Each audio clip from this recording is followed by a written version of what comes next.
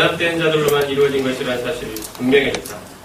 외부적으로 나타나 보이는 기독교계는 실제로는 세상과 다름이 없으며 하나님의 교회로 간주될 수 없을 것이다. 그리스도의 생명을 가진 존재, 그리스도와 생명으로 하나로 연합된 존재, 바로 이것이 교회라는 것입니다. 그리하여 함께 하늘에 앉아있는 하늘 백성, 이것이 바로 교회입니다. 세상과 구별되는 존재입니다.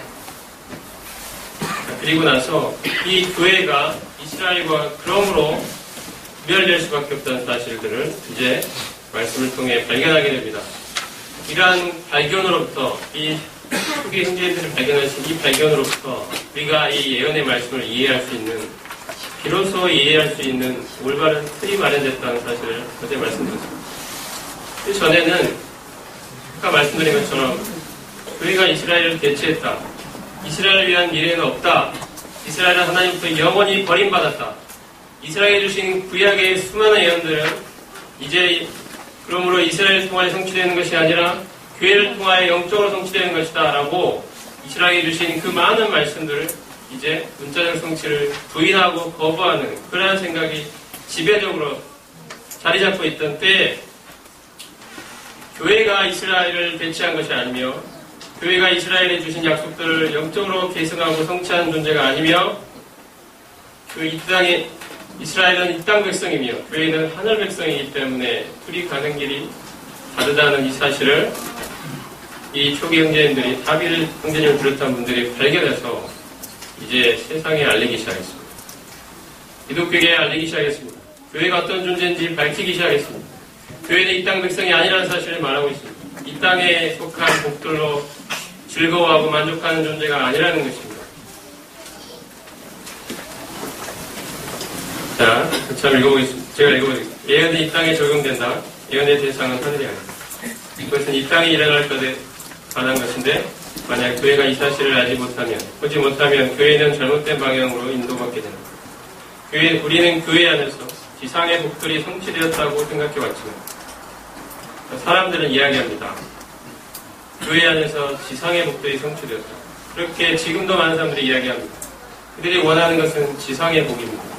이 세상에서 잘되고, 이 세상에서 성공하고, 출세하고, 사업이 잘되고, 건강한 물질의 복을 얻고, 출세하고 승진하고, 이런 모든 것들이 다 지상의 복들입니다.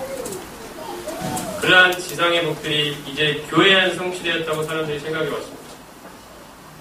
근데 교회는 그런 존재가 아니고 우리는 하늘의 복을 누리도록 그런 것입니다. 교회의 특권은 하늘의 유업을 소유하는 것입니다. 교회는 지상의 복과는 전적으로 구별된 존재입니다. 지상 백성 이스라엘이 그들의 죄로 인해 제껴지고 이방 국가들로 내쫓긴 동안에 전개되는 교회는 하늘의 경륜이다, 이렇게 이야기했습니다. 하나님께서는 예수 그리스도와 함께 하늘의 영광을 누리도록 한 백성을 선택하셨다. 유대 백성들에게 거절당하신 주님께서는 이제 교회와 관련해서는 전적으로 하늘의 사람이 되신 것이다. 이것은 우리가 특히 바울의 글에서 발견할 수 있는 교리이다. 교회와 관련해서 그분은 유대인의 메시아가 아니라 높임 받으시고 영화롭게 되신 그리스도이시다.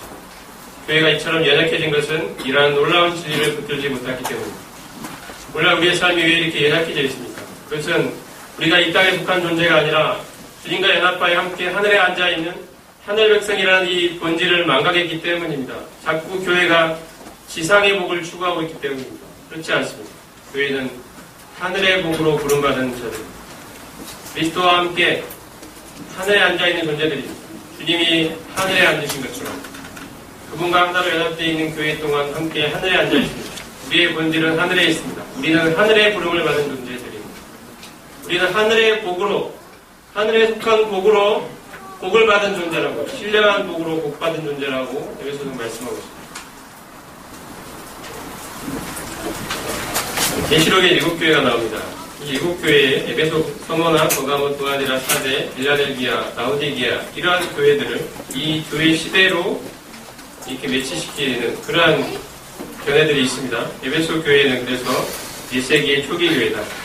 서머나 교회는 핍박받는 2, 3세기의 교회다.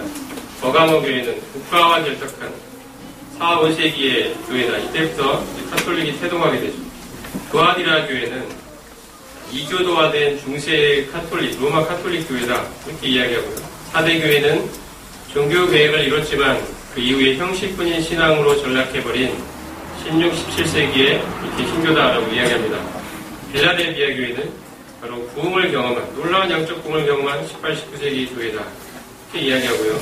마지막 라우디게아 교회는 바로 요새 시대처럼 마지막 시대에 대도하는 교회의 특징을 보여주는 교회다라고 이렇게 일곱 교회를 교회 역사와 관련시켜 이해하는 분들이 있습니다. 여러분들이 참고하시면 좋을 것 같습니다. 미국 교회는 지도를 보면 요한계시록을 기록할 때 미국 교회가 당시 존재하고 있었는데요. 이 소아시아 지역 서쪽에 있었습니다. 이렇게 시계 방향으로 에베소, 서머나, 버가모, 두아디라, 사데, 빌라델비아, 라우디게아 일곱 교회가 있었고요. 각각의 교회에 이제 주님께서 요한을 통해 편지를 보내시게 되죠. 남아있는 유적들입니다. 에베소 교회, 서머나 교회, 버가모 교회, 두아디라 교회, 사데 교회, 빌라델비아 교회 이런 교회들이 유적으로 남아있습니다. 라우디게아 교회들이. 자, 교회의 시대가 끝이 나게 되면 휴거가 있게 됩니다. 주님께서는 7년 환란기가 시작되기 전에 공중에 재림하셔서 교회를 휴거시킵니다. 이 환란 전에 휴거가 있을 것에 관련된 말씀들이 여러 말씀들이 있습니다. 자, 한 말씀만 더 볼까요? 자, 데살로니가 2장 2절 앞을 보시고 같이 한번 읽어보겠습니다. 시작. 뒤에 보이십니까? 영으로나 또는 말로나 또는 우리에게서 받았다는 편지로나 주의 하나님이 그렇다고 해서 주의 마음이 흔들리거나 두려워하거나 생각하였다는 것이다. 누가 어떻게 하여도 너희가 미혹되지 말라. 먼저 배교한 일이 있고 저 불법의 사람 곧 멸망의 아들이 나타나기 전에는 그날이 이르지 아니하리니. 데살로니가서 2장의 이 배경은 주의 날이, 환란기가 포함된 그 주의 날이 이르렀다고, 이미 우리는 한 단계에 들어와 있다라는 그러한 잘못된 이야기를 듣고 우리가 휴거를 놓친 게 아니냐, 이러한 불안과 동요가 성도들 안에 있었고요. 이런 것들, 그러한 상황 속에서 바울이 이야기를 하는 것입니다. 우리가 아직 환란기로 들어간 것이 아니라는 것입니다. 주의 날이 아직 임한 것이 아니라는 것입니다. 먼저 환란이 오기 전에 휴거가 있을 것이기 때문입니다. 우리가 아직 휴거를 경험한 것이 아니지 않느냐. 휴거는 환란 전에 있을 것입니다. 먼저 배교한 일이 있고, 이 교회의 배교가 기독교 교회의 배교가 있을 것입니다. 그리고 저 불법의 사람 멸망의 아들 저 그리스도가 나타나기 전에는 주의 날이 되지 않을 것이다. 이렇게 그들 성도들을 격려하고 있습니다. 우리가 내일은 이 바로 저 그리스도에 관련된 말씀들을 살펴보겠습니다. 계시록 3장 10절도 같이 읽어보겠습니다. 시작. 내가 또한 너를 지켜 주님의 때를 면하게 하리니 이는 장차 온 세상에 임하여 땅에 거하는 자들을 시험할 것이다. 주님 분명히 말씀하십니다. 내가 너를 지켜서 어떻게 해주시겠다고요? 시험의 때를 면하게 해주시겠다.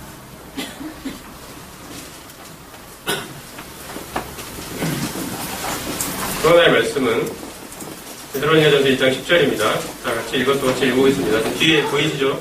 자, 시작. 또 죽은 자들 가운데 살리신 그의 아들이 하늘로부터 강림하실 것을 내가 어떻게 기다리는지를 말하니 이는 장래에 거하시면서 우리를 건지시는 데살로니가 교회는 사도 바울이 세 번의 안식일 동안 복음을 증거했던 굉장히 짧은 기간 복음을 전했던 교회입니다.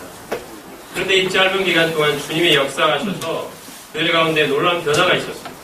그 짧은 기간에 그들이 우상을 버리고 살아계신 하나님께로 돌아왔습니다. 그리고 그들이 예수 그리스도를 자신들의 구주로 받아들이게 되었습니다. 그리고 이제 더 놀라운 것은 그 짧은 기간의 가르침 속에서 그들 안에서 바로 예수 그리스도의 다시 오심에 대한 분명한 소망이 자라났다는 것입니다. 이것이 그들의 믿음 안에 자리 잡고 있던 주님의 다시 오심에 대한 분명한 확신과 소망이었습니다. 그들이 기다리는 예수님은 어떤 예수님이냐면 장래에 노하시면서 우리를 건지시는 예수님이라고 지금 바울은 말하고 있습니다.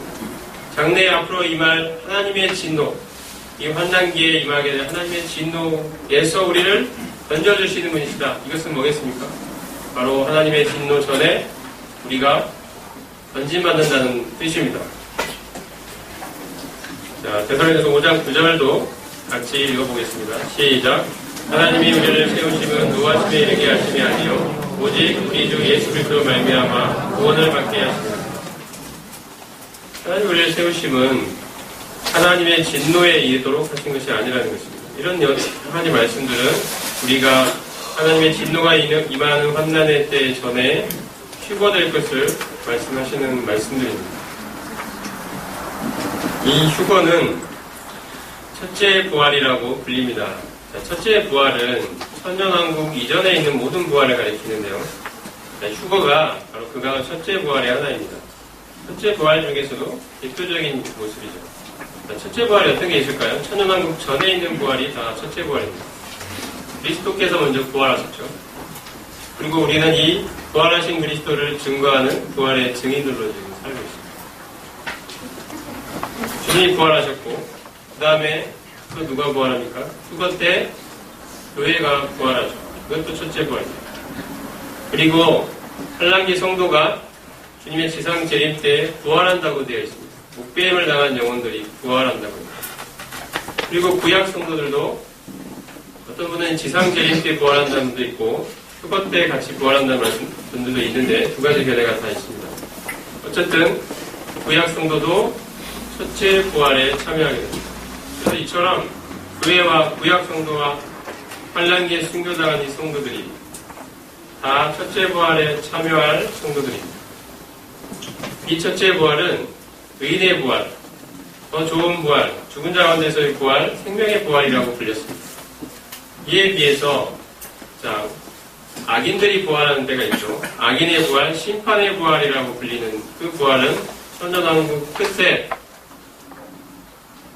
예수님을 믿지 않고 죽은 모든 영혼들이 살아나서 크고 흰 보좌 심판을 받는 백보자 심판 때가 바로 악인의 부활, 심판의 부활로 불리는 부활입니다. 이에 반해서 첫째 부활은 의인의 부활입니다. 의인들이 다 부활하는 의인의 부활입니다. 이 휴거는 그 중에 하나인 이 휴거는 공중으로 끌어올려져 머리이신 주님과 연합하는 일입니다. 어떤 사람들은 휴거라는 말이 성경에 어딨냐 이렇게 말씀하시는 분들이 있는데요. 휴거라는 말이 성경에 있습니다. 그것은 데살로니가 전서 4장 16, 17절 말씀에 주께서 호령과 큰 천사장 소리와 하나님의 나팔로 신이 하늘로 쫓아 강림하시리니 그리스도에서 죽은 자들이 먼저 일어나고 우리도 그와 함께 공중으로 끌어올려져 공중에서 주님을 만나게 될 것이라고 말씀하고 있는데요. 이때 끌어올려져라는 말을 한문으로 바꾼 게 휴거입니다. 끌어올려져라는 말이 바로 휴거라는 말과 같은 뜻입니다. 원어는 하르파도라고 되어 있고 영어로 렉처인데요. 이 휴거라는 말이 바로 거기서 유래했습니다. 우리는 공중으로 끌어올려져 머리이신 주님과 연합되게 될 것입니다. 우리의 낮은 몸이 주님과 같은 영광의 몸으로 변화되게 될 것입니다. 이 휴거, 이 부활은 구원의 완성이 될 것입니다. 우리가 구원을 죄의 형벌로부터의 자유, 그 다음에 죄의 권세로부터의 자유, 그 다음에 죄의 존재 자체로부터의 자유, 이 세 가지 측면을 이야기하는데요. 이 휴거는 죄의 존재 자체로부터 자유롭게 되는 우리의 구원이 완성이 되는 그날입니다. 우리를 지긋지긋하게 괴롭히고 있는 이 죄라는 존재 자체로부터 벗어나게 되는 정말 자유롭고 영광스러운 경험이 될 것입니다. 이 휴거 정말 지금 우리가 이 땅에 육신을 입고 살아가면서 얼마나 많은 한식을 하며 살고 있는지 모릅니다. 이러한 몸이 주님과 같은 몸으로 변화되고 그 다음에 이 죄의 존재 자체가 사라지게 되는 우리가 정말 꿈에도 소망하는 바로 그 구원의 완성 휴거의 날입니다. 영광스러운 변화의 날입니다. 주님과 같은 모습, 그 영광의 몸을 입게 되는 날입니다. 그것이 모든 피조물도 그토록 보기를 원하는 우리의 몸의 구속의 날입니다. 주님과 함께 완전하게 연합되는 주님과의 완전한 연합을 경험하는 바로 그러한 놀라운 사건이 될 것입니다. 이것이 교회의 소망이라고 말씀하고 있습니다. 우리의 복스러운 소망이라고 말합니다.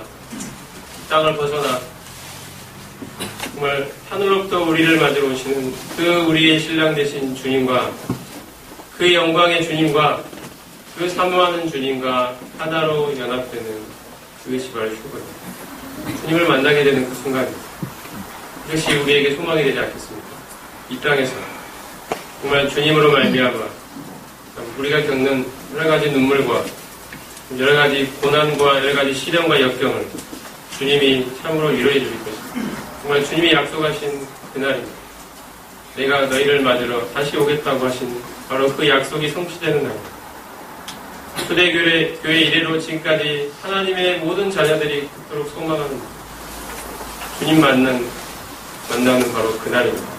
그날이 지금 우리의 눈앞에 와 있습니다. 우리가 이 세상을 어떻게 살아야 되겠습니까? 이 남은 때를 어떻게 살아야 되겠습니까? 주님이 우리를 맞으러 오시는 때가 우리 눈앞에 와 있습니다. 이 세상의 미련을 가지고 이 세상의 소망을 두고 살아야 되겠습니다.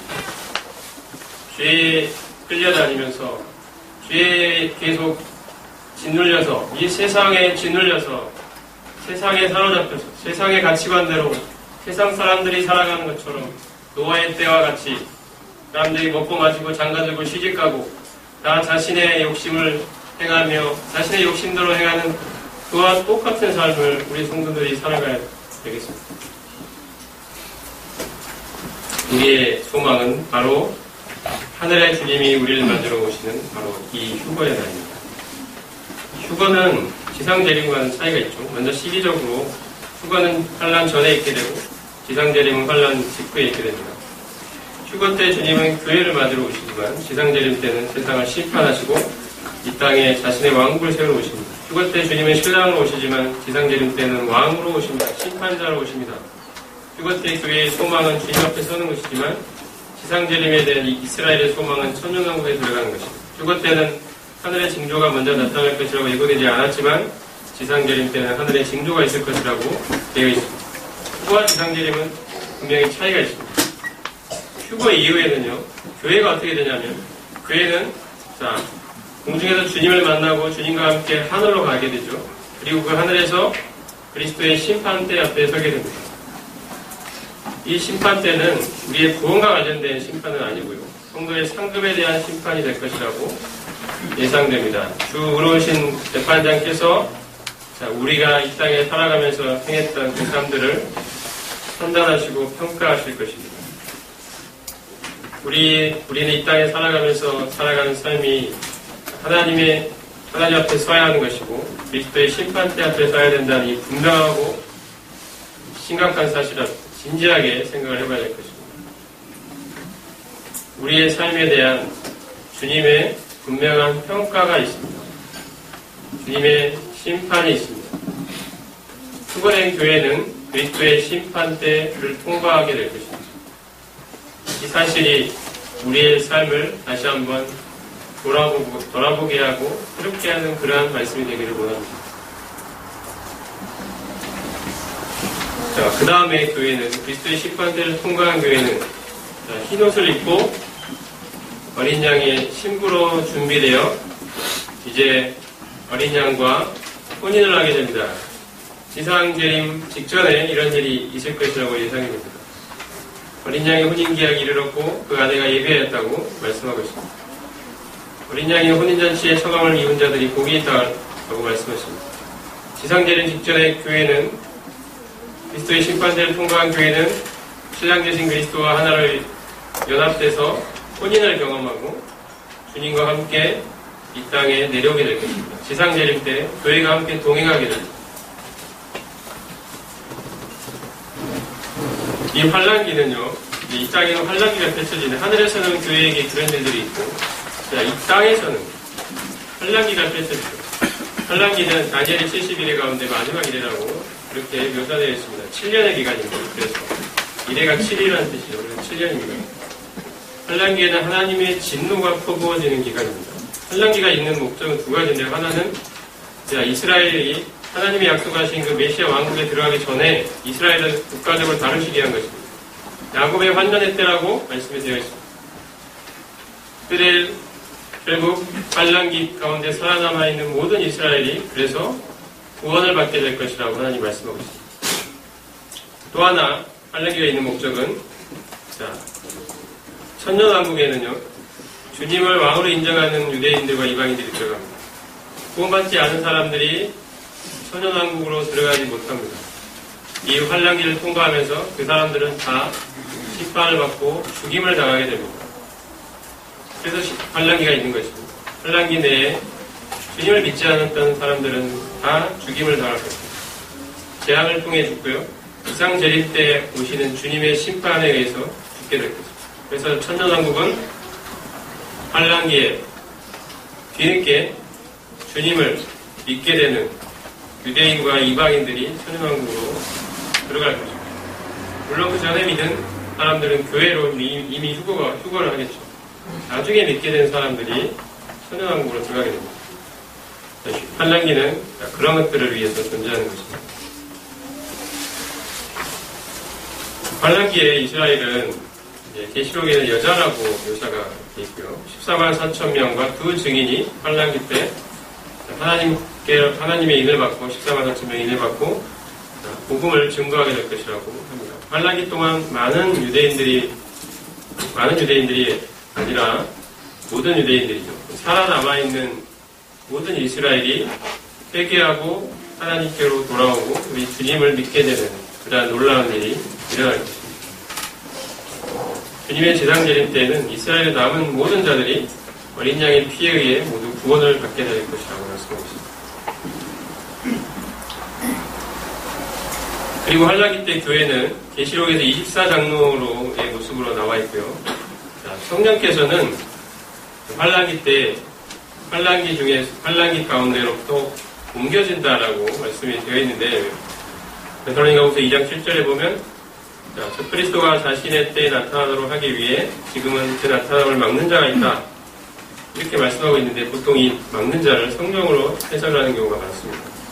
성령께서 지금 저 그리스도가 자신의 때에 나타나도록 하기 위해 지금 막고 계시다는 것입니다. 그리고 그 막는 활동은 끝나면 이제 저 그리스도가 나타나죠. 성령께서는 이제 그 가운데서 옮긴 바 되시는 것입니다. 그래서 환란기 때는 성령께서 이 땅에 계시지 않지만 그렇더라도 여전히 이 땅에는 구원의 역사는 있을 것입니다. 14만 4천 명 비롯한 많은 사람들의 전도에 의해서 많은 유대인과 이방인들이 주님께로 돌아오는 일들이 있게 됩니다. 자, 그래서 이 그림을 보시면 24장로들이 교회를 보여주고 있죠. 휴거된 교회. 계시록 4장과 5장에는 휴거된 교회가 천상에서 하늘에서 하나님, 보좌에 계신 하나님께 경배드리는 그런 경배와 찬양의 모습들이 많이 나옵니다. 자, 그리고 환란기에 주목해야 될 또 하나의 존재는 바로 짐승인데요. 주님께서는 예루살렘에 대한 이방제국의 통치인 이방인의 때를 말씀하셨습니다. 여기 앞에 보시면 다니엘 2장에는 신상에 관한 그 환상을 다니엘이 받게 되는데 이 머리는 금으로 되어 있고 가슴 부분은 은, 그 다음에 배 부분은 동, 다리는 철, 발 부분은 철과 진흙으로 되어 있는 이러한 큰 신상을 보게 되는데 이러한 각각의 부분은 앞으로 다니엘의 때부터 임하게 존재하게 될 이방 제국을 의미합니다. 예루살렘을 통치하게 될 바로 이방 제국들인데요. 순서대로 보면 바벨론이 먼저 있었고요. 그 다음에 페르시아들, 메데, 바사, 페르시아 제국이 있고 그 다음에는 헬라 제국이 있고 그 다음에는 로마 제국이 있습니다. 각각의 제국들은 다니엘 7장에는 사자, 곰, 표범, 짐승의 모습으로 각각 묘사되어 있고요. 다니엘서 8장에는 페르시아 제국이 수양, 헬라 제국이 수염소의 모습으로 나와 있습니다. 다니엘 2장에 있는 이 신상의 발 부분에 해당되는 부분이 바로 적그리스도의 제국입니다. 적그리스도, 다니엘과 요한계시록의 짐승으로 묘사되어 있는데요.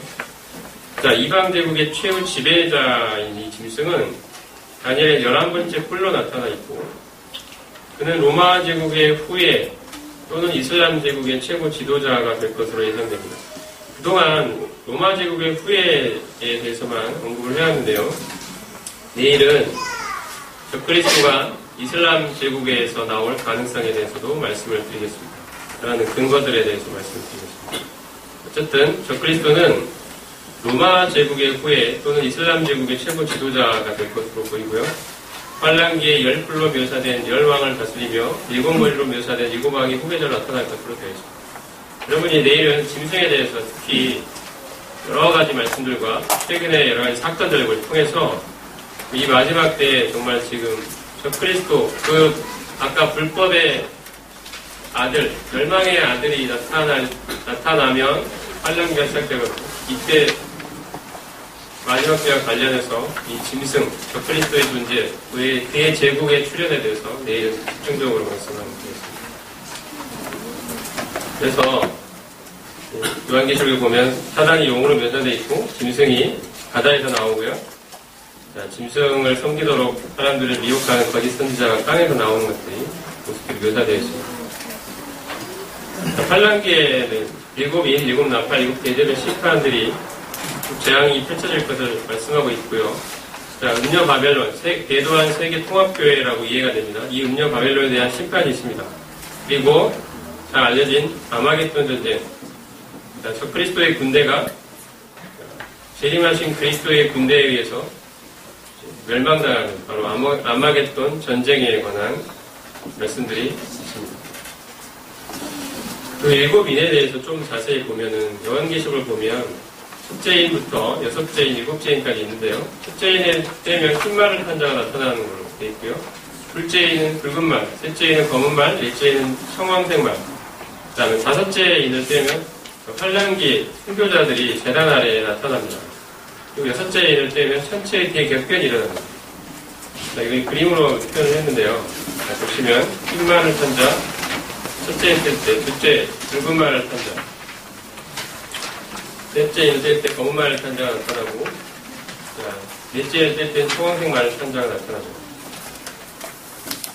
첫째 인을 뗄 때 흰 말을 탄 자는 적그리스도라고 생각이 됩니다. 그리고 둘째에는 붉은 말을 탄 자는 큰 칼을 받았는데요. 큰 전쟁에 대한 이야기로 예언의 말씀으로 이해가 됩니다. 검은 말을 탄 자는 손에 저울을 가지고 전쟁에 뒤따른 기근이 발생할 것 같아요. 큰 기근에 대한 예언의 말씀으로 이해가 됩니다. 청황색 말은 사망입니다. 사망. 전쟁과 기근으로 많은 사람들이 죽임을 당하고 역병으로 인해 많은 사람이 죽게 될 것을 말씀하고 있습니다. 그 다음에 아까 말씀드린 것처럼 다섯째 인을 떼면 환란기에 믿고 순교당한 많은 사람들이 제단 아래 나타나서 대주제께 부르짖으며 신원해달라고 권고하는 모습이 나옵니다. 여섯째 인을 떼면은 큰 지진과 해가 검어지고 달이 피같이 되는 이러한 일들이 있는 천체의 격변이 나타나게 됩니다. 그래서 다섯째 인을 뗄 때 순교자들이 나타나죠. 그 다음에 인 재앙 다음에는 일곱 나팔 재앙입니다. 나팔. 첫째 나팔은, 여기 보면, 이걸 하나로 다 묘사를 해놨는데요. 첫째 나팔은 하늘에서 우박 같은 게 떨어지고, 불이 떨어지고 해서, 땅과 수목의 3분의 1을 파괴시켜버리는 그러한 재앙입니다. 둘째 나팔은 바다에 이런 불덩어리가 떨어져서 바다의 3분의 1이 피로 변하고 바다 생물의 3분의 1이 죽임을 당하게 되는 어마어마한 재앙이 펼쳐집니다. 셋째 나팔은 식수원이 물을 통하여 사람들이 죽임을 당하게 되는 거죠. 물이 오염이 돼서. 그 다음에 넷째 나팔은 해와 달과 별의 3분의 1이 빛을 잃게 되는 그러한 재앙이 펼쳐집니다. 전체에 어떤 문제가 생기는 거죠. 다섯째 나팔이 불면 무적행에서 황충, 악령들이 나타나서 사람들을 괴롭히는 그러한 재앙이 나타납니다. 여섯째 나팔이 불면 2억 명의 기병이 인류의 인간의 3분의 1을 죽이는 그러한 엄청난 재앙이 임하게 되는 모습을 보게 됩니다. 아마 많은 사람들이 어마어마한 규모의 큰 핵전쟁이 나지 않겠느냐. 만약에 인류가 60억이라면 20억이 되는 인구가 죽임을 당하는 어마어마한 일들이 일어날 것입니다. 일곱째 나팔을 불면 이제 일곱 대접 재앙으로 이어지게 됩니다. 일곱 대접은 첫째 대접은 독한 혼대가 나고요. 둘째 대접은 바다가 피같이 되고, 셋째 대접은 식수가 피로 변하죠.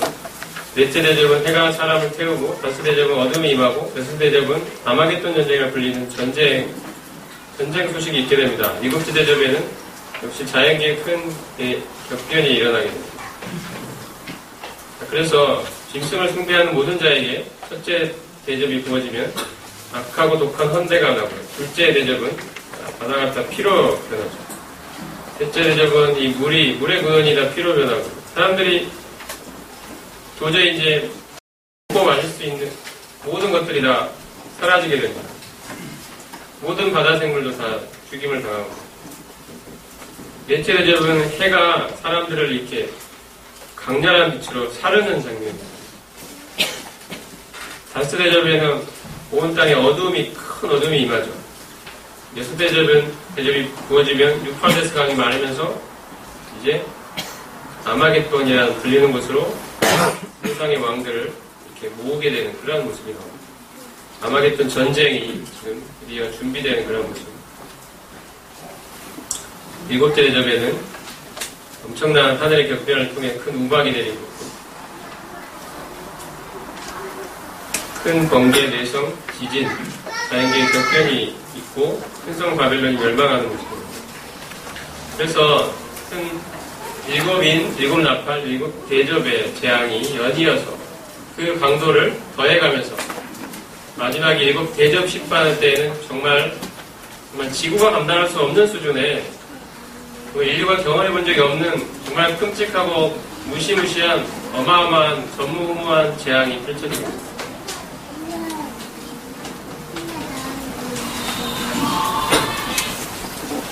그리고 나면 주님이 지상에 재림하시죠. 환란기 끝에. 이 환란기 끝에 주님이 지상 재림할 때 이 심판하는 자의 모습으로 주님이 지상에 재림하십니다. 그때의 심판은 천년왕국에 들어갈 백성을 구분하기 위한 심판입니다.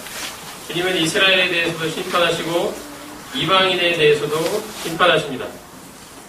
우리가 잘 아는 마태복음 25장에 양과 염소를 분별하는 그 심판은 이방인들을 향한 심판입니다. 그들이 환란기 때 주님이 내 형제라고 부르는 그 사람들을 어떻게 대했냐에 따라서 주님이 심판하신다고 되어 있습니다. 여기서 내 형제는 아마도 주님의 복음을 들고 사람들에게 전파하며 나아갔던 14만 4천을 비롯한 많은 유대인들이 될 것입니다. 이방인들이 그들이 전하는 복음을 어떻게 받아들였느냐 이 태도에 따라서, 그 형제들을 어떻게 받아들였느냐에 따라서 그들은 심판을 받게 될 것입니다. 그리고 주님이 지상재림 때는 사단의 세력에 심판하십니다. 지상재림 때 짐승과 거짓 선지자가 불못에 던지움을 받게 됩니다. 이 적그리스도를 숭배하도록 사람들을 미혹했던 거짓 선지자가 심판을 받아서 영원한 불못에 떨어지게 됩니다. 그리고 그 사탄은 결박당해가지고 천년 동안 무저갱에 던져지게 됩니다. 무저갱, 바닥이 없는, 끝이 없이 떨어지는 그 구덩이를 무저갱이라고 부릅니다. 떨어져도 끝이 없는 그것이 바로 무저갱입니다. 계속해서 이 사탄은 떨어지고 있는 것입니다. 바닥이 없는, 끝이 없는 그 나락으로 계속 떨어지는 것이 바로 무저갱입니다. 거기에 천년 동안 갇혀있게 될 것입니다. 주님은 지상재림 때 이러한 심판자의 모습으로 오십니다. 하나님의 말씀이라고 되어 있고요. 옷은 티프린 옷을 입고 있고, 그 다리에는 만왕의 왕 만주의 주라고 되어 있고, 머리에는 많은 면류관을 쓰고 계시고, 입에서는 날성 검이 나와서 흰 말을 타고 이 땅에 임하십니다. 이것은 바로 심판자의 모습으로, 심판의 왕으로 이 땅에 오시는 주님의 모습을 나타납니다. 그래서 이때 짐승과 거짓 선지자는 영원한 불못에 던져지게 됩니다. 그리고 사단이 천년 동안 무저갱에 갇히는 그러한 벌을 받게 되죠. 그 후에 이제 주님이 이 땅에 세상에 재림하시고 나서 천년 동안 주님의 왕국을 건설하십니다. 주님이 왕으로 다스리시는 나라입니다. 천년왕국은 주님이 다스리시기 때문에 의의 왕국, 거룩함의 왕국, 영광의 왕국, 성령이 충만한 왕국, 평화의 왕국으로 묘사되었습니다. 병이 없어지고 언어 장벽이 사라지고 땅에 대한 저주가 사라지고 동물들의 사나움이 없어져서 국사들이 어린아이들이 독사물에 손을 넣어도 물지 않고 사자들이 어린 양과 뛰어노는 그러한 평화로운 나라가 서게 될 것입니다. 우리 바다를 덮음같이 여호와를 아는 지식이 온 땅에 가득하게 되는 바로 구약에서 하나님께서 이스라엘에게 주셨던 그 아름답고 영화로운 메시아 왕국에 대한 수많은 예언들이 문자 그대로 성취되는 바로 그러한 기간이 될 것입니다. 주님이 직접 그 다윗의 왕자에 앉아 다스리시는 바로 그 놀라운 영광의 왕국이 이 땅 위에 선다는 것입니다. 주님이 세계를 다스리시는 처음으로 복된 기간이 될 것입니다. 이 천연왕국에는 아까 환란기에 구속받은 이스라엘과 이방인들이 들어가게 됩니다. 그 교회는 천연왕국의 백성이 아니라 주님과 함께 이 땅에서 다스리는 위치에 서게 됩니다. 교회는 부활한 몸을 입고 주님과 함께 이 부활하지 않은 몸을 입고 있는 천연왕국의 백성들을 다스리는 역할을 한다는 것입니다. 이것이 과연 어떤 형태가 될지 우리가 구체적으로 알 수는 없지만 주님이 부활하신 몸을 입고 제 아들 사이에 함께 살아가셨던 그 40일의 기간과 같은 아마 그런 기간이 될 것이라고 생각이 듭니다. 부활한 몸을 입은 교회가 부활하지 않은 몸을 입은 그러한 천연왕국의 백성들과 함께 이 교회가 그들을 다스리는 그러한 천년의 기간이 펼쳐진다는 것입니다.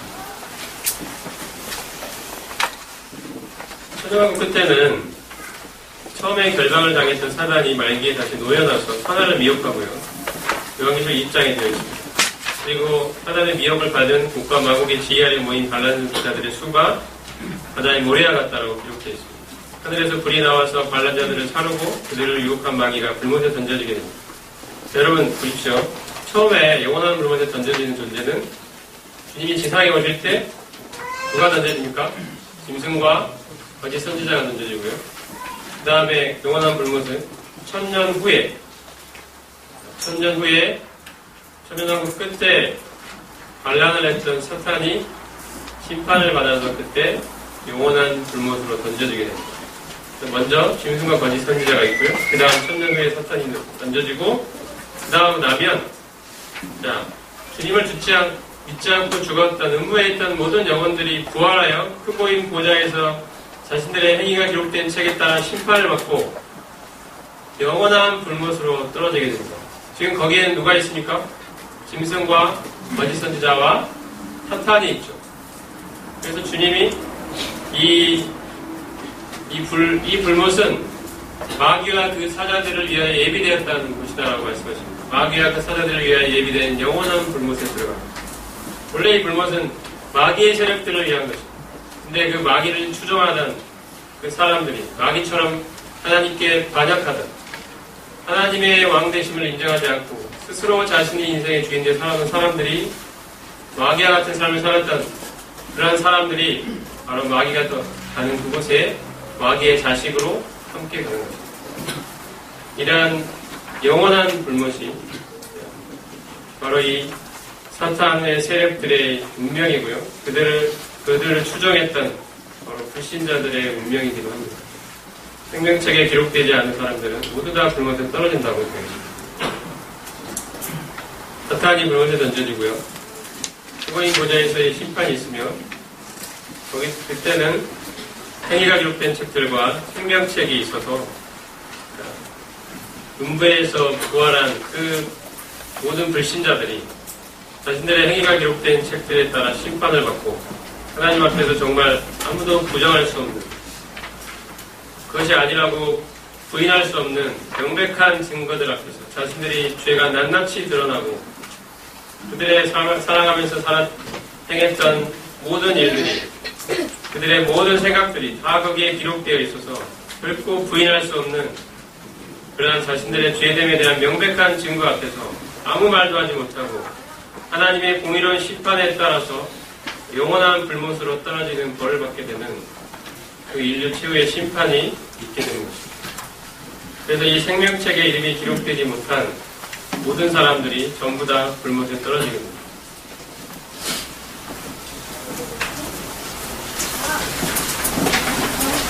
그래서 우리가 더더욱 이 마지막 때에 사람들의 영혼을 구원하기 위해서 복음을 증거해야 될 필요성이 있다고 생각합니다. 정말 이 불못은 가상의 공간이 아니라 실제의 공간입니다. 분명히 말씀에 언급되어 있는 실제하고 있는 곳입니다. 이 영원한 불못이 바로 불신자들을 기다리고 있습니다. 우리도 이곳에 던져져야 했었던 사람들입니다. 근데 정말 주님의 은혜로 이곳을 벗어나게 되었고, 이곳이 아니라 또 보겠지만 거룩한 성 새 예루살렘에서 주님의 영광이 있는 바로 그곳에서 주님을 얼굴을 보며 그분의 영광 앞에, 그분의 임재 앞에 영원토록 살아가게 되는 그 아름답고 영화로운 그 새 예루살렘 삶이 우리를 기다리고 있습니다. 이 영원한 상태는 이런 새 하늘과 새 땅이, 지금 하늘과 처음 하늘과 땅이 없어지고 새 하늘과 새 땅이 창조되어서 새 예루살렘에서 주님과 함께 영원토록 거하게 될 것입니다. 새 예루살렘, 거기엔 바로 하나님과 어린 양 되신 그리스도께서 임재하시는 바로 그곳입니다. 하나님의 경륜의 최종적인 완성이 될 것입니다. 이렇게 성경에 묘사되어 있습니다. 이 정육면체의 모양을 하게 될 것이라고 예상이 되는데, 각각이 12,000 스타디온으로 되어 있고 정금으로 되어 있고 기초석이 있고 12문이 있는 이런 형태입니다. 그리고 이 기초석에 12기초석에 12사도의 이름이 새겨져 있고요. 문에는 12지파의 이름이 있습니다. 그래서 아마도 신약성도와 구약성도들이 다 같이 함께 모여 사는 바로 그러한 모습들을 나타내는 것으로 생각이 됩니다. 이 아름답고 영화로운 이 새 예루살렘에서의 삶이 우리를 기다리고 있습니다. 그의 하나님의 보좌로부터 생명수 강이 흘러서 만국에 복되게 하는 바로 이 아름답고 영화로운 곳, 곳에 눈물도 없고 곡하는 것도 애곡하는 것도 없는 하나님께서 친히 장막을 치시고 우리들의 눈에서 눈물을 씻겨주시고 눈물을 닦아주시고 하나님의 온전한 위로와 하나님의 임재가 있는, 정말 하나님과 온전히 그곳에 하나 되어 하나님의 영광 안에 거하게 되는 모든 성도들이, 구약부터 시작해서 지금까지 모든 성도들이 소망 가운데 바라보았던 그 거룩한 성 새 예루살렘입니다. 이 삶이 우리를 기다리고 있습니다. 우리는 바로 이 새 예루살렘에 거할 사람들입니다. 이 세상이 우리가 정들 곳이 아니죠. 노아처럼, 에녹처럼 이 땅에, 이 세상에 임하게 될 이 심판의 때를 분명하게 생각하면서 이 세상에 자기의 삶을 투자하지 않고 바로 하늘에 우리의 보화를 쌓는 그런 삶을 살게 되기를 바랍니다. 어제 보았지만 다시 한번 말씀을 보겠습니다. 자, 같이 한번 읽어보겠습니다. 자, 누가복음 22장 말씀입니다. 시작. 너희는 스스로 조심하라. 그렇지 아니하면 방탕함과 술취함과 생활의 염려로 마음이 분하해지고 뜻밖의 그날이 전과 같이 너희에게 임하리라. 이 날은 온 지상에 거하는 모든 사람에게 임하리라. 이러므로 너희는 장차 올 이 모든 일을 행하게 하고 인자 앞에 서도록 항상 기도하며 깨어있으라 하시니라. 세상은 방탕함과 술취함과 생활의 염려로 살아가고 있습니다. 사람들의 삶이 다 이렇죠. 그런데 우리도 잘못하면 이와 같은 사람들의 틈바구니 속에 살면서 그와 비슷하게 살아갈 수 있다는 것입니다.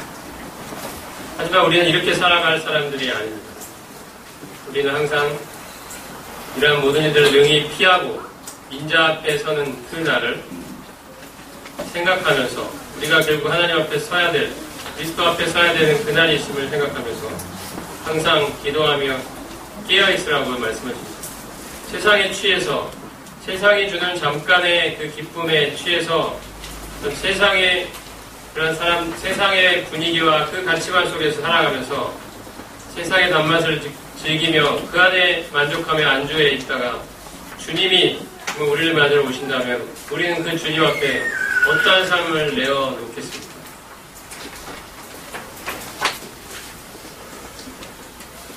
이 말씀은 긴데요. 이건 제가 읽어보겠습니다. 형제들아, 때와 시기에 관하여는 너에게 쓸 것이 없으면 주의 날이 밤에 도둑같이 이룰 줄을 너희 자신이 자세히 알기 때문이다.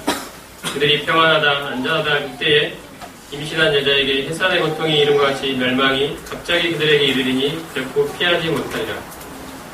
이 세상 사람들에게는요, 어둠에 있는 사람들에게는 주님이 밤에 도둑같이 주의 날에 임한다고 말씀하십니다. 하지만 우리는 형제들아 너희는 어둠에 있지 아니하면 그날이 도둑같이 너에게 임하지 못하리니 너희는 다 빛의 아들이요 낮의 아들. 우리는 빛의 아들 낮의 아들. 우리는 이 밤에 속한 자들이 아닙니다. 우리는 빛에 속한 자들입니다. 빛의 아들입니다. 그러므로 이 날이 도둑같이 우리에게 임하지 못할 것이라고 말씀하십니다. 이러므로 우리는 다른 이들같이 자지 말고 오직 깨어 정신을 차리시라. 자는 자들은 밤에 자고 취한 자들은 밤에 취하라. 지금 세상은 영적인 밤에 잠겨 있습니다. 우리는 낮에 속하였으니 정신을 차리고 믿음과 사랑이고 신경을 붙이고 구원의 소망을 뿔을 쓰자. 여기 말씀처럼 하나님이 우리를 세우시면 노하심에 이르게 하심이 아니오 오직 우리 주 예수 그리스도로 말미암아 구원을 받게 하시라. 예수님께서 우리를 위하여 죽으사 우리로 하여금 깨든지 자든지 자기와 함께 살게 하려 하셨느니라. 그러므로 피차 권면하고 서로 덕을 세우기를 너희가 하는 것 같이 하라.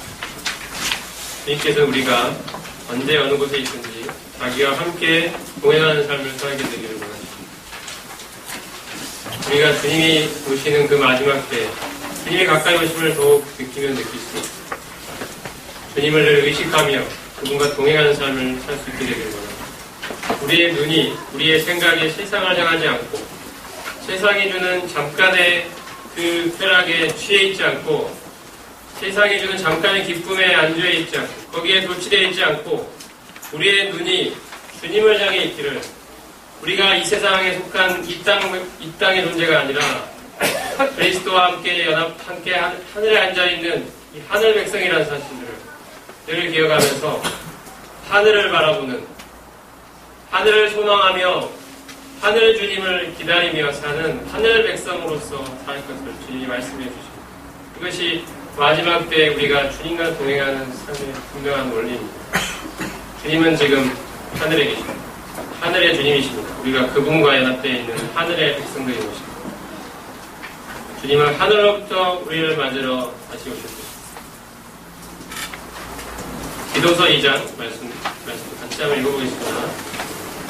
시작. 모든 사람에게 복을 주시는 하나님입니다. 우리를 위하여 분분하지 않은 것과 이 세상 성욕을 다 버리고 신앙과 의로움과 분반함으로 이 세상에 살고 서로 소망과 우리의 크신 하나님 곧 예수 그리스도의 영광이 나타나심을 기다리게 하셨습니다. 모든 사람에게 구원을 주시는 하나님의 은혜가 나타났다고 말씀하셨습니다. 우리는 우리의 행위, 율법의 행위가 아니라 하나님의 은혜로 구원을 받습니다. 정말 우리가 아무것도 한 것 없이 하나님이 주시는 전적인 은혜로 구원을 받습니다. 그러나 이처럼 하나님의 이 은혜로 우리가 구원받는다는 사실이 우리로 하여금 이 남은 세상을, 남은 때를 방종하도록 살게 할까요? 이제 우리의 마음대로 살아가면 될까요? 우리의 꿈을 이루면서 사는 삶이 되어야 할까요? 이제 우리는 죽다도 하늘나라는 가는 것은 보장되었으니 이제 나의 남은 생애 동안 마음 편하게 내 뜻대로 살다가 죽어서 하늘나라 가야 되겠다. 이렇게 생각하시는 분이 있습니까? 이 땅에 살아가는 삶이 정말 나의 뜻을 이루고 나의 꿈을 이루고 내가 원하는 내 인생을 살고 이런 것이 정말 삶의 목표가 되어 있다면 정말 그 사람이 하나님의 은혜를 제대로 깨달은 것인지 정말 올바로 아는 것인지 생각을 해봐야 할 것입니다. 하나님의 은혜는 결코 그렇게 나타나지 않습니다. 하나님의 은혜는 우리를 양육하시는데 어떻게 양육하시냐면 경건하지 않은 것, 이 세상의 그러한 정욕들, 그 죄악된 삶, 그들이 하나님을 떠나서 살고 있는 그 모든 세상의 욕심들 이런 것들을 우리로 하여금 다 버리게 만듭니다. 데살로니가 성도들이 우상을 버리고 살아계신 하나님께로 돌아왔던 것처럼 그들에게 있어서 우상은 어떤 것입니까? 바로 자신의 꿈, 자신의 소원을 들어주는 존재가 우상입니다. 우상이 무엇입니까? 내가 이 땅에서 잘 되고 싶은 거, 이 땅에서 복 받고 싶은 거, 이 땅에서 물질적인 복을 받고 싶은 것, 이 땅에서 잘 되기를 원하는 이 모든 소망들을 다 투영해 놓은 것이 우상입니다. 우상에게 가서 비는 것입니다. 내 꿈을 이뤄달라. 우상에 찾아가는 그 사람의 마음에는 자기 자신의 욕심이 거기 들어있는 거죠. 이 세상 욕심. 정말 주님을 믿는 사람들은 이 세상 종욕을 다 버리고 주님께로 돌아옵니다. 우리의 은혜가, 하나님의 은혜가 이렇게 역사한다는 것입니다. 우리가 혹시 잘못하여 세상으로 자꾸 눈이 돌아가야 할 때마다 우리가 하나님의 은혜를 생각해보면 나를 위하여 십자가를 지시고 부활하신 이 주님을 생각해보면 우리가 이 세상에 미련을 갖고 이 세상의 삶을 투자하며 시간을 들이며 관심을 들이며 살아가는 것이 얼마나 헛된 것인지를 다시 한번 생각해야 되지 않습니까? 정말 나를 위해 죽으시고 부활하신 그 사랑의 주님, 그분의 은혜를 생각할 때마다 내가 이렇게 살아서는 안 되는구나. 이 주님이 나를 맞으러 오시는 그 날을 준비하며 살아가야 됩니다. 이 땅은 나의 본향이 아니고 이 세상은 심판받을 곳입니다. 그것이 우리의 마음에 주님이 주시는 마음입니다. 하나님의 은혜가 우리에게 이토록 이렇게 역사합니다. 하나님의 은혜는 결코 헛된 것이 아닙니다. 우리의 삶을 변화시키는 원동력이 됩니다. 하나님의 은혜는 우리를 양육하십니다. 하나님의 은혜는 우리로 하여금 이 세상 것들을 버리고 주님을 선택하게 만듭니다. 경건함으로 이 세상에 살게 만듭니다. 죄를 좋아하고 죄 안에 거하도록 만들지 않습니다. 우리는 죄에 대해 죽은 자들입니다. 그리스도의 죽음과 합하여 죄에 대해 죽은 자들입니다. 그리고 이제 우리의 소망은 이 세상의 것들이 아니라 하늘의 주님이 우리를 맞으러 하늘로부터 다시 오시는 그날입니다. 그날의 주님을 만나 그분과 같은 영광의 모습으로 변화되어 죄로부터 자유케 되고 우리의 원래 본향인 하늘로 주님과 함께 가게 되는 이것이 우리의 소망인 것입니다. 이 땅은 우리의 본향이 아닙니다. 우리는 이 땅 백성들이 아닙니다. 하늘의 백성입니다. 주님이 하늘로 부르신 하늘 소망을 품고 살아가는 하늘 백성입니다. 그 우리의 신랑 되신 그 주님을 우리는 기다리는 주님의 신부들입니다. 이것이 하나님의 은혜가 우리에게 역사하시는 방법입니다. 베드로서 말씀입니다. 주의 약속은 어떤 이들이 더디다고 생각하는 것 같이 더딘 것이 아니라 오직 주께서는 너희를 대하여 오래 참으사 아무도 멸망하지 아니하거나 회개하게 되기를 원하십니다. 그러나 주의 날이 도둑같이 오리니 그날에는 하늘이 큰 소리로 떠나가고 물질이 뜨거운 물에 풀어지고 땅과 그 중에 있는 모든 일이 드러나리고 이 모든 것이 이렇게 풀어지려니 너희가 어떠한 사람이 되어야 마땅하냐. 거룩한 행실과 정건함으로 하나님의 날이 임하기를 바라보고 간절히 사모합니다. 하나님의 뜻이 무엇입니까? 우리가 하여금 죄의 종욕을 사모하며 죄를 좋아하며 그것에 취해서 사는 것이 하나님의 뜻입니까? 하나님 왜 지금도 참고 계십니까?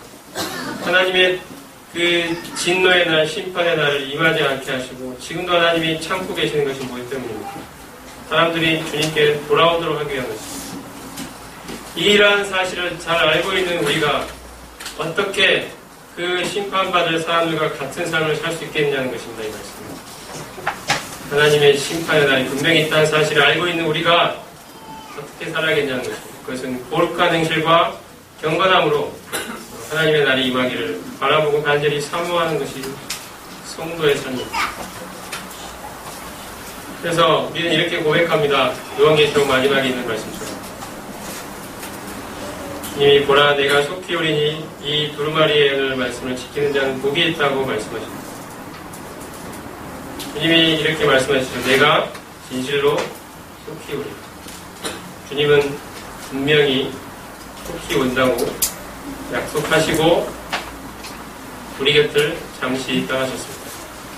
하지만 주님은 분명히 약속대로 속히 오실 것입니다. 그래서 우리 마음에 있는 주님을 향한 우리의 소망의 대답은 무엇입니까? 아멘. 주 예수여 오시옵소서. 우리의 소망의 주님, 영광의 주님, 우리의 신랑 되신 주님, 제가 여기 있습니다. 저는 이 땅에 속한 자가 아닙니다. 주님의 백성입니다. 하늘 백성입니다. 이 세상으로부터 부름받은 당신의 거룩한 자녀입니다. 당신의 거룩한 신부입니다. 신부가 여기 있습니다. 이 땅에 물들지 않고, 이 땅에 타협하지 않고, 이 세상에 미련을 두지 않고, 하늘을 소망하며 살아가는 이 하늘 백성이 여기 있습니다. 주님, 이 저를 맞으러 주님 다시 오십시오. 반드시 오십시오. 제가 여기에 제 삶을 걸었습니다. 제 삶이 여기에 있습니다. 주님 다시 오시지 않는다면 제 삶은 완전한 실패가 되고 하지만 주님은 분명히 다시 오신다는 사실을 제가 믿습니다. 이것에 제 삶을 걸었습니다. 여기에 제 삶의 소망이 있습니다. 이것이 이 아멘 주 예수 오시옵소에 담긴 뜻입니다. 이것이 오늘날 우리 고백이 되고 있습니다.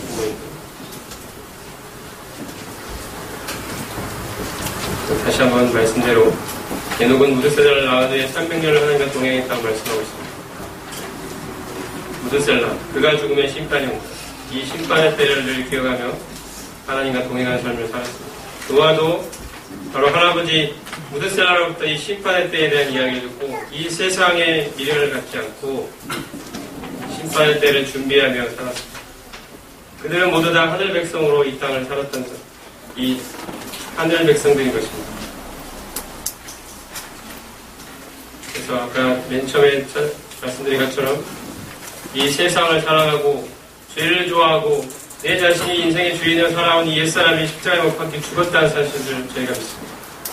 그리고 이제 이 옛사람은 죽었고 이제 우리 안에 주님이 내 주인이시고 나의 생명이시고 나의 소망이시고 나의 능력이시며 나의 신랑 되시는 이 주님이 내 안에 지금 그 부활의 주님이 내 안에 살아계시다는 이 믿음을 바탕으로 이제 우리는 이 내 안에 계신 이 주님을 늘 의식하고 그분을 바라보고 하루 온종일 그분의 임재 앞에서 살아가는 것입니다. 그분과 교제하며 그분을 의지하고 살아갑니다.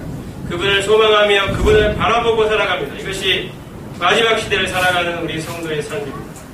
에녹처럼 노아처럼 우리 다시 한번 주님이 주시는 은혜의 말씀을 따라서 마음을 다시 한번 새롭게 하고 주님의 은혜 앞에 다시 한번 나아가게 되기를 원합니다. 우리 하여금 이 세상 정욕을 다 버리고 경건함과 의로움으로 살게 만드는 그리고 우리의 복스러운 소망 곧 우리 주 예수 그리스도의 영광이 나타나심을 기다리는 삶을 살게 만드는 하나님의 은혜 앞으로 다시 가게 되기를 바랍니다.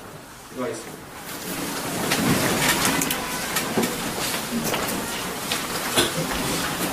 주님, 오늘 여러 말씀들을 통하여 저희가 이 땅에 속한 이 땅 사람이 아니라 하늘에 속한 하늘의 사람임을 말씀을 통해 들었습니다. 주님, 저희도 얼마나 많은 시간을 이런 사실을 잊고 참 세상 가운데 살다가 참 세상에 빠져있는 때가 너무도 많은 그러한 존재임을 주님 앞에 고백합니다. 주님, 저희의 삶이 얼마나 하나님 앞에 부끄러운지 모릅니다. 주님, 저희의 이러한 모습들을 주님 앞에 내려놓습니다. 정말 하나님의 말씀을 통해 저희 자신의 영혼이 참 회복되고 치유를 얻고 참 저희의 소망이 이 땅이 아니라 참 하늘임을 다시 한번 바라볼 수 있는 그 은혜를 주님이 저에게 허락하여 주시옵소서. 저희들의 10년 가운데 정말 세상에 심판받아 볼 이 세상이 아니라 정말 우리 주님이 계시는 그 하늘을 저희가 바라보며 에녹처럼 노아처럼 하늘 백성으로 이 땅을 살아갈 수 있게 되기를 원하옵나이다. 주님의 다시 오심을 늘 마음속에 새기고 이 주님과 늘 동행하는 삶을 살게 되기를 원합니다. 정말 이러한 마음이 계속해서 변치 않도록 하시고 진정으로 주님이 가까이 오심을 더욱 보게 되는 이때에 저희로 하여금 이 세상을 어떻게 살아야 할지를 주님 앞에 다시 한번 돌아보고 소원하는 시간이 될 수 있도록 주님이 축복하여 주시기를 간구드립니다. 주님께 또 내일의 집회도 그 땅을 드리옵고 우리 주 예수 그리스도 이름으로 감사하며 기도드리옵나이다. 아멘.